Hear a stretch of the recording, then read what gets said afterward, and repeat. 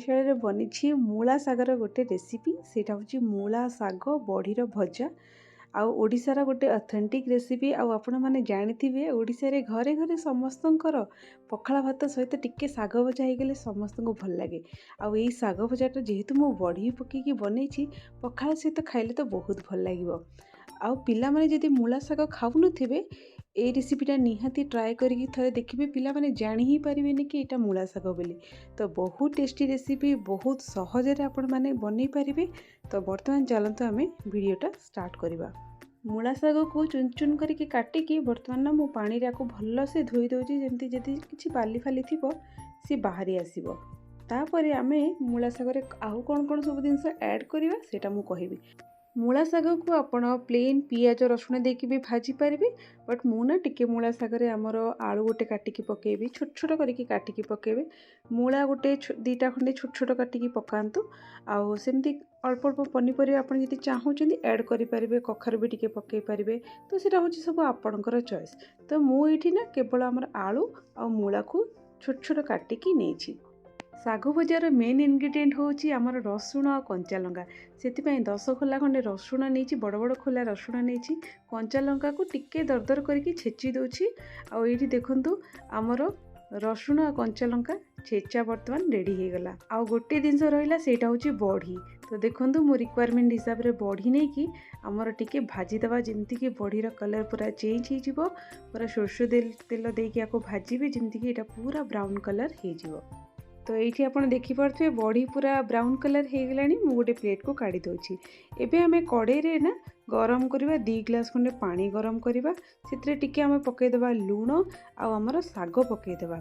आउ ये शाग को ना जस्ट आमे गोटे 15-20 मिनट तो बढ़िया से फुटेदेवा जेमती कि शागर से जो पानी जो मूलार जो स्मेल थाए से स्मेलटा पड़ेबो। आ मूला शाग भलिया बिल्कुल भी लागिबनी खाइबा को बहुत टेस्टी लागिबो।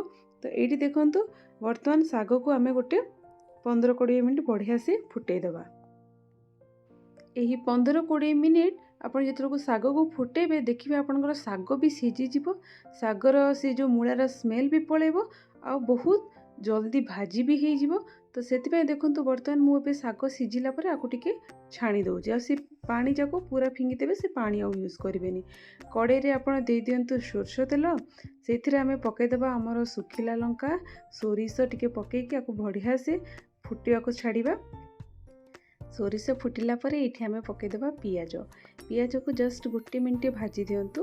तापर आम ए पकईदेवा आमर रसुण और लंकार छेचा जो करते सेटा पकेबा। आगुरु रसुण आ कंचा लंका पकेबेनी रसुणटा शीघ्र पोड़ीजिवो। से पियाज टिके भाजी हो गला पर ताकू आपण देकी आपको 1-2 मिनट भाजी दिंतु। बेसी यहाँ ब्राउन कला पर्यंत अपेक्षा करेंगे।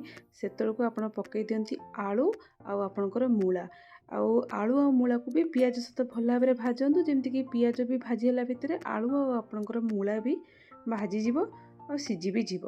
तो ये देखूँ टिके मु पकई दूची स्वाद अनुसार लुण आको टिके समय पर भाजवा को छाड़िबा। जस्ट 2 मिनट मु भाजीदेली तापर ना ए मूला शाग भी दे दूची। मूला शाग पकईला ये आप टिके रिक्वायरमेंट हिसाब से शाग को जी लुण दरकार से पकेबे कारण शाग सीझेला को भी लुण आप ऐड करथिले। तो आलू और मूला को भाजीबा सहित मूला शाग को भी पकईकी भाजीबा। मूला शाग तो ऑलरेडी पूरा नरम हो सारी सीझी सारी बर्तमान केवल आम भाजवा तार जो मॉइस्चर जाक अच्छी ना से पूरा ड्राए हो। तो धीरे धीरे आप एमती खेले खेले कि भाजबे आ घोड़ेबेनी घोड़ेले आप शाग मूला आलू सब ओभर कुक हो। आपन देखिए मूला शागर पूरा मॉइस्चर ड्राए हो जाइए। आप देखिपे चेंजेस आगुरी मुझे तो मूला शाग पकई से केमती देखा जाउतला भाजीला केमती देखा जाउची। तो एबे मु एथिरे पकईदेली आमर बड़ी बड़ी को टिके गुंड गुंड करके लास्ट रे पकेबे आगुरी पकेबेनी नले बड़ी आपनकर पूरा फुली जिवो। तो टिके क्रिस्पी चाहूचंदी पखाला भात सहित एमती शाग भजा खाया को चाहूचंदी जदि बड़ी को आपण लास्ट रे पकेबे आ हल्का रे टिके आपण भाजी दियंतु 1-2 मिनट पर्यंत।